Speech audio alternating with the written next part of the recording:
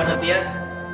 Estamos comenzando con este nuevo proyecto de tipo de repaso de la lección de Escuela Sabática de Adultos para este trimestre 2025. Y para esta primera ocasión vamos a estudiar la lección número 8, que se titula En los Salmos, primera parte. Para iniciar vamos a cerrar nuestros ojos y vamos a tener una palabra de oración para pedir la dirección de Dios. Nuestro amado Padre que estás en los cielos, gracias Señor te damos porque nos permites estudiar de una forma libre tu santa palabra y compartir ideas, compartir pensamientos. Te queremos pedir que en este momento tu Santo Espíritu nos invada de modo que podamos descubrir todas las verdades que tienes para nosotros. En tu santo nombre lo pedimos, amén. Muy bien, el versículo para memorizar dice Apocalipsis 14:1, leo textualmente: Entonces miré y vi al Cordero de pie sobre el monte Sión, y con él 144,000 que tenían el nombre del Cordero y el nombre de su Padre escrito en su frente. La Iglesia Adventista del Séptimo Día ha tenido como una de sus, no quiero decir de sus bases, pero sí un hábito, el tratar de contrastar algún mensaje descrito en el Nuevo Testamento con algo que podamos encontrar también en el Antiguo Testamento. Y el libro de Apocalipsis no es la excepción. De hecho, cuando nosotros estudiamos y leemos el libro de los Salmos, podemos darnos cuenta de que hay muchas imágenes que vamos a ver que se repiten dentro del Nuevo Testamento. Por ejemplo, en el libro de los Salmos nos vamos a encontrar muchas veces que el autor o los autores manejan experiencias humanas e interacciones posibles con Dios, desde el abatimiento por el pecado, el sufrimiento, hasta la alegría desbordante delante de su presencia y sus reiteradas promesas de perdón y salvación. Ahora, el libro de los Salmos aporta detalles importantes que podemos ver en el libro de Apocalipsis, principalmente en el capítulo 14 de este último libro. Ahora, hay algo que debemos de tomar en cuenta, que se resalta el carácter y función del pueblo de Dios en los últimos días y que se repite tanto en los postreros días, como podríamos decirlo en el libro de Apocalipsis, como también desde el Antiguo Testamento, cuando el pueblo de Israel era un pueblo literal, que es ser luz para las naciones y presentar un llamado misericordioso a todos los pueblos para que adoren y obedezcan a su Creador. Vamos a ver algunos detalles contenidos en el libro de los Salmos y vamos a ver nuestro papel en los momentos finales dentro de la historia de la tierra. Entonces vamos a estar viendo un contraste entre el libro de los Salmos y cuál es su papel, que quizá muchas veces no hemos considerado dentro del panorama profético a través de los símbolos que se mencionan en los Salmos. Primero, tenemos nuestro sumo sacerdote. Cuando Moisés comenzó con las labores de construcción del tabernáculo, es muy importante destacar que se construyó con base en un modelo que Dios le mostró.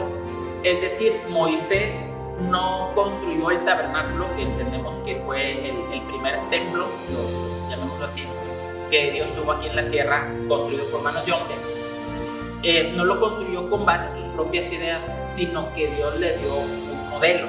Ahora, dice Éxodo 25:40, lo leo textualmente: y cuida de hacer todo conforme al modelo que te ha sido mostrado en el monte.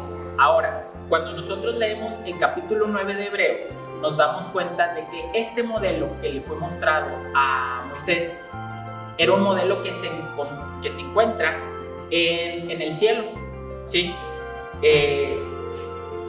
Ahora, vamos a leer Hebreos 9, versículos del 11 al 15. La carta a los Hebreos, capítulo 9, versículos del 11 al 15, y dice así: Pero estando ya presente Cristo, sumo sacerdote de los bienes venideros, por el más amplio y más perfecto tabernáculo no hecho de manos, es decir, no de esta creación, y no por sangre de machos cabríos ni de becerros, sino por su propia sangre, entró una vez para siempre en el lugar santísimo, habiendo obtenido eterna redención.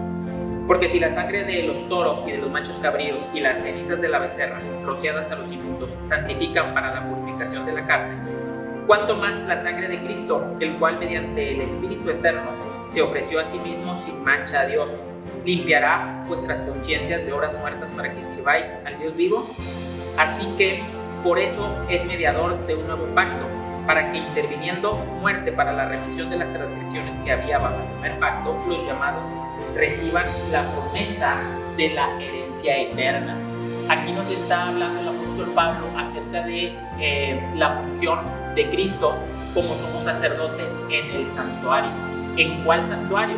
En el que fue establecido por Moisés y que siguió en el templo de Salomón, etc. No, aquí se está refiriendo al papel que Cristo está ejecutando ahora en el santuario celestial. Y la pregunta es, ¿qué nos enseñan estos versículos acerca de lo que Él hace por nosotros?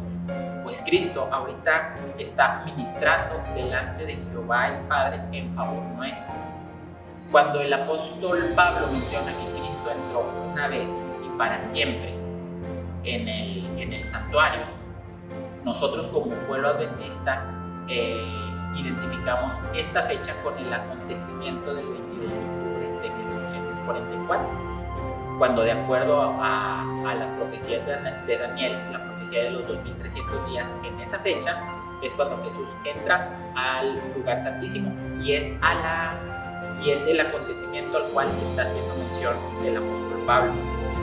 El santuario terrenal prefiguraba a Jesús con una asombrosa minuciosidad, desde el sacerdote y las ofrendas hasta el mobiliario y otros detalles del diseño. Todo ello hablaba de Jesús. El libro de Apocalipsis también abunda en imágenes relacionadas al santuario.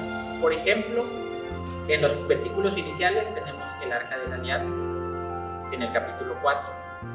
También se hace mención a los candeleros, también se hace mención al incienso, es decir, símbolos que podíamos encontrar en el Antiguo Testamento, nos los encontramos también en el libro de Apocalipsis.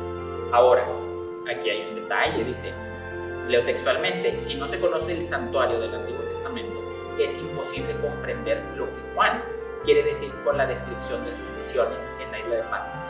Las experiencias de Israel, dice 1 Corintios 10:11, le sucedieron, por ejemplo, y fueron escritas para advertirnos a nosotros, a los que han llegado al fin del tiempo.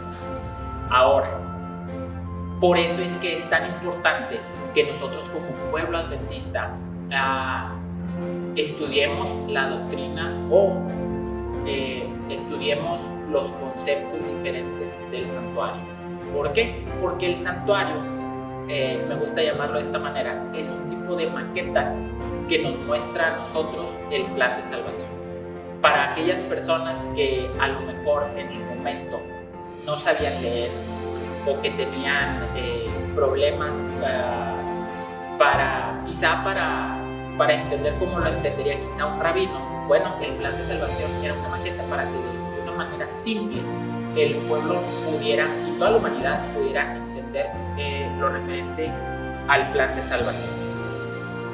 También tenemos una mención al Monte de Sión. El Monte de Sión era un lugar literal en la antigua Jerusalén. Y todavía se cree que está ubicada al oeste de la antigua Jerusalén.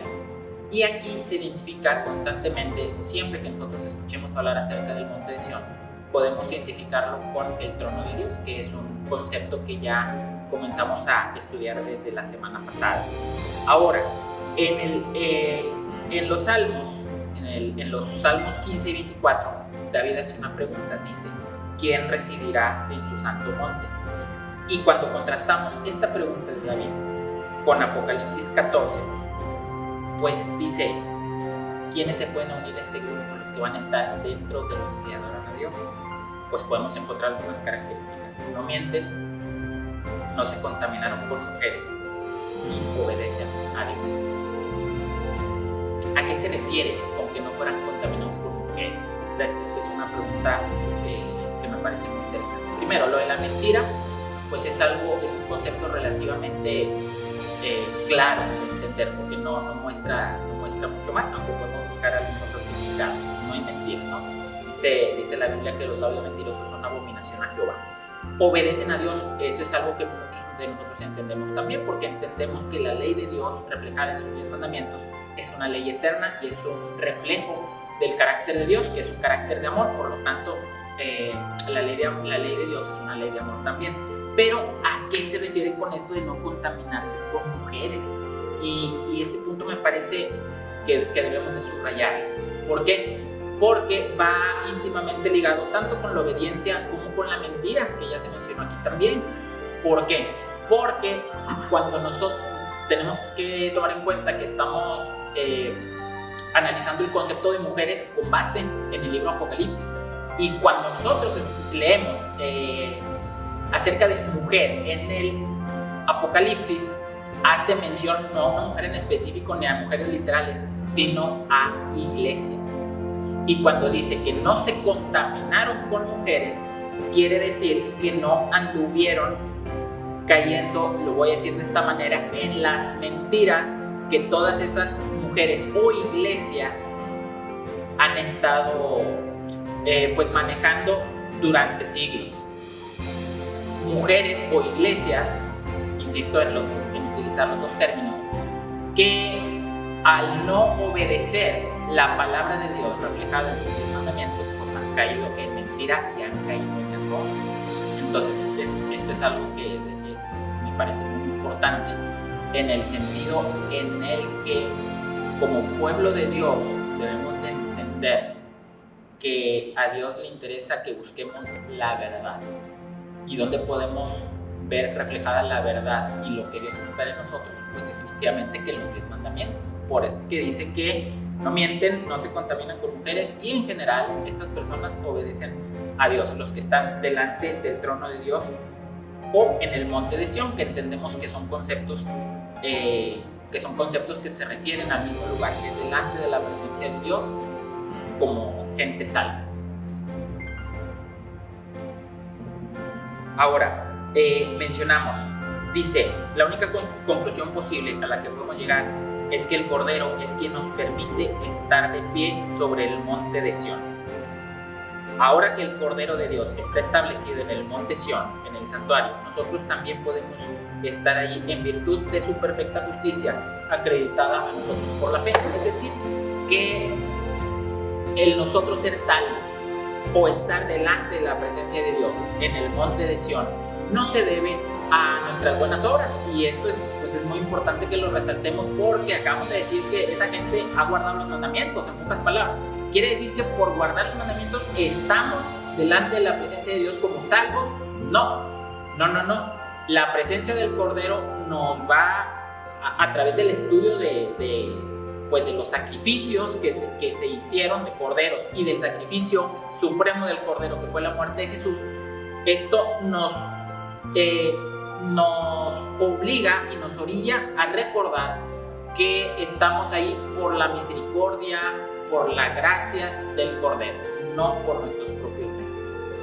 Ahora, la parte del martes nos habla acerca se titula La ley de nuestros corazones, y nos está hablando acerca de que aquel remanente reunido en el monte de Sión tiene algo característico. Dice, tiene en la frente el nombre del Padre y del Cordero. Ahora, no es que sea algo escrito literalmente. Y recordemos que en el Antiguo Testamento podemos recordar personajes como Jacob, por ejemplo, como Dan, el nuevo nombre de Jacob, que fue Israel, etc. Los nombres en tiempos bíblicos eran muy importantes, porque servían no solamente para identificar a una persona, sino que muchas veces vaticinaban lo que esa persona llegaría a ser, o también identificaban el carácter de esa persona, tal cual es que el nombre de Jacob pues era engañador, y vaya que se cumplió ¿cómo podríamos llamarlo? Se cumplió con anticipación esto que se dijo de Jacob. Entonces, cuando escuchamos o cuando leemos acerca del nombre del Padre y del Cordero escrito en la mente, pues no es que sea algo literal, sino que representa el carácter de Dios que comparten tanto el Padre como el Hijo, y pues también tenemos que añadir el Espíritu Santo. Hay una cita que me parece muy interesante de cuando Moisés tiene un contacto de alguna manera cara a cara con Dios. Cuando Dios se presenta delante de Moisés, Moisés queda tan impresionado que a él no le queda otra alternativa a Moisés que comienza a alabar a Dios porque reconoce el carácter de Dios. Esto es importante porque muchas veces quisiéramos de alguna manera conocer cómo es Dios físicamente, o quizá nos interesa saber cómo era Jesús físicamente. De hecho, hay gente que ha tratado de hacer algún tipo de reconstrucciones basados en el fenotipo de los judíos de la época, pero la conclusión a la que podemos llegar con este punto y con la experiencia de Moisés es que lo que nos debe de interesar y de importar más acerca del carácter de Dios, ya sea en la figura del Padre o en la figura de Cristo Jesús, o inclusive en el Espíritu Santo, es entender cuál es el propósito, entender cuál es su carácter y cuál es la función que están haciendo en pro del ser humano. Eso es lo que tenemos que poner más atención, pero dice que también la gloria divina es más que una simple exhibición visual, con base en la experiencia de Moisés. Su gloria es su carácter. Lo mismo ocurre con el nombre de Dios, que también representan su carácter. Cuando la Biblia dice que los integrantes del remanente tienen el nombre de Dios escrito en sus frentes, no se refiere a una inscripción literal, que fue lo que ya mencionamos ahorita, sino al carácter divino presente en la mente y en el corazón. La vida de ellos refleja el amor y el carácter de Dios como resultado de haber sido atraídos a Dios y de amarlo a causa de quién es y de lo que ha hecho por ellos. El nombre de Dios es su carácter, su ley moral es un trasfondo de su carácter. Por eso decíamos hace unos momentos que la ley de Dios es un reflejo del carácter de Dios. Dios es amor, su ley también es una ley de amor. Podemos ver a través del Salmo 5 que pues nuevamente es una característica de aquellos que siguen a Dios, que forman parte de su remanente, que buscan obedecer sus mandamientos. Y por último, de acuerdo a la experiencia de Isaías, porque tenemos que terminar, en la experiencia del profeta Isaías, registrada en el capítulo 6, tenemos que Isaías se le es mostrado en visión el trono de Dios. Isaías, su primera reacción es una reacción de miedo, puesto pensó que iba a morir al haber visto al Padre, reconociéndose a sí mismo como una persona de labios inmundos que habitaba en medio de un pueblo inmundo. Pero que una vez que el serafín toca con un carbón encendido del altar sus labios y le dice: ya eres limpio de pecado, el profeta Isaías se reconoce a sí mismo como, ahora sí, capaz de llevar un mensaje.